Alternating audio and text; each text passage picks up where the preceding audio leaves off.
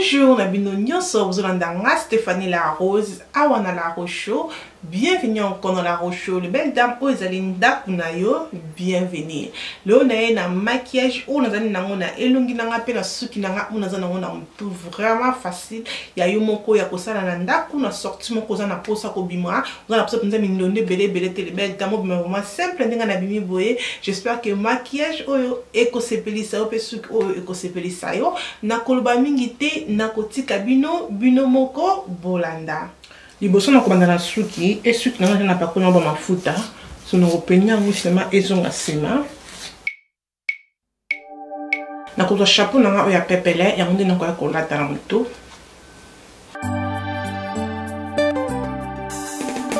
donc na lati chapeau na moto mbimba te na lati on liboso mona na lati on kaka panda awa to na lati awa te na lati on awa na sima suki ne bomoni. Dans ça, la perruque n'a pas Impress Less Wig, vous avez la couleur MB. On a ça la peau et qui n'a couleur n'a comme bi couleur n'a changé en gros, comme couleur ce qui n'a changé comme couleur moindo. Donc perruque ça boy de bomoni, mais ça front lace n'a pas quatre lace n'a pas liboso yo. Et ça numéro 1B. Et on dit dans ce salé là. On a 4 laisse les belles dames et comment on a boliboso donc perruque qui n'a pas besoin de pince na 4 donc pour na ko caler ce qui n'a pas besoin ekoyate tu as na ba pince à 5 tu as na 3 liboso et tu as na 2 na sima oh non tu as na moko ya mnene na sima et tu as na 3 liboso après on a ko la ton sko na mutu na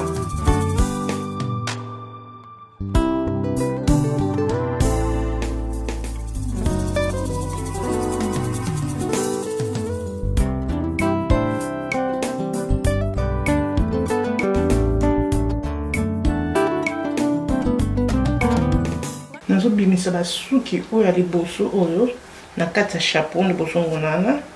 donc nous oublions ça ngo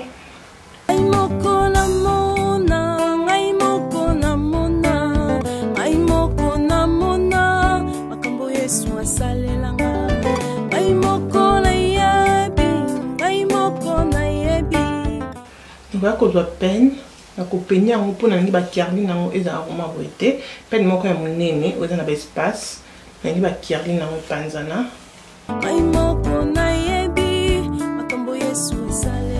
il va vraiment péter ce qui bon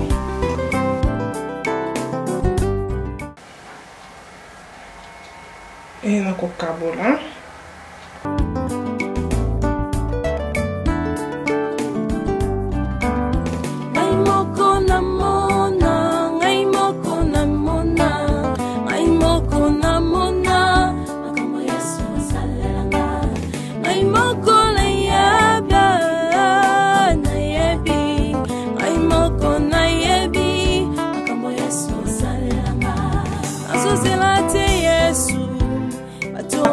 pakola moi gel mukie kaka liboso asuki wana mpona elalisa mwa ndambu na tia gel nanga bien kaka liboso na mukie yawe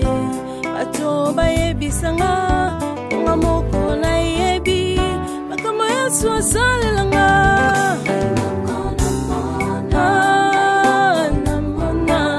ngai moko na mona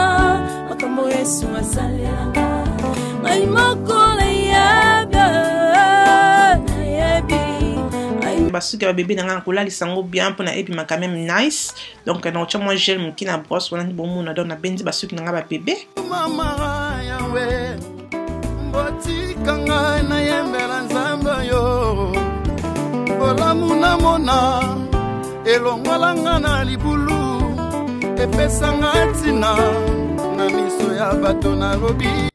awa na koti na miso na kwa kopakola couleur nanga vert wana le quoi couleur nanga transition puis na benzi yango bien après na kwa kosala couleur oyo ya ki kozali 263 na ozonga kaka na brosse wana moko et nazo photon kaka likolo awa benza la couleur na bien et ça vraiment important tant on osala la couleur no likolo ya transition il faut la sûr que couleur na yo e bendani très bien après na kwa kopakola couleur nanga oyo na se ya miso na kwa kocha couleur oyo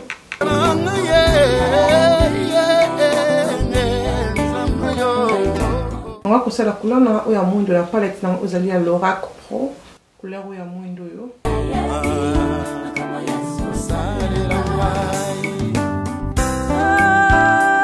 Nako kopakola couleur nanga oyo.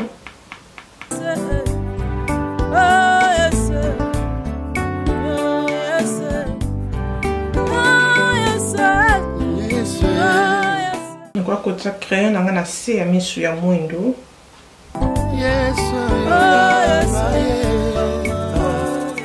Nako kozwa couleur nanga oyo ya champagne. Et nako kotia eyeliner na opakola eyeliner nanga bien.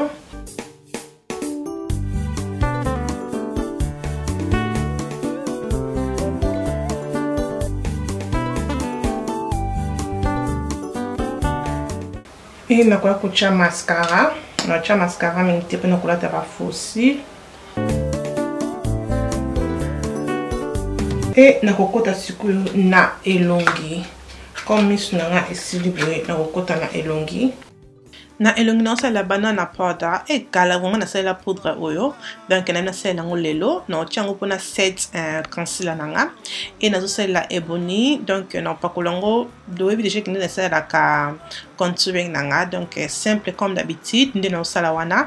Après na ko pakola NYC ya fard à joues nanga. Vous allez na couleur à 01 bronze ndé na ko tchana pe na ko poudre na ngai na bendi ba couleur na nga nyonso poudre na ngai zali ya marque le belle dame na bendi ba couleur na nga nyonso on a check na elongi très bien on a tiré la bino musique pour bino moko vraiment bolanda merci.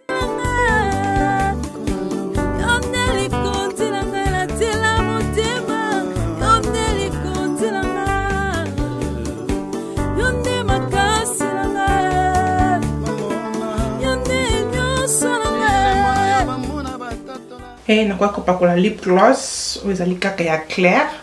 lip gloss ya clair beau et on a donc kocha na monoko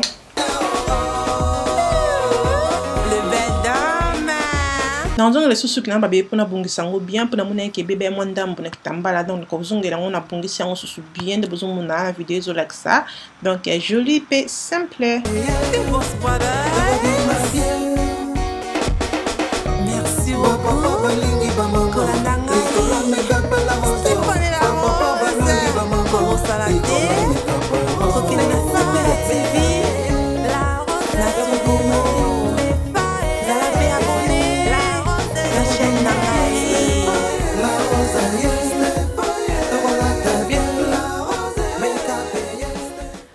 Voilà,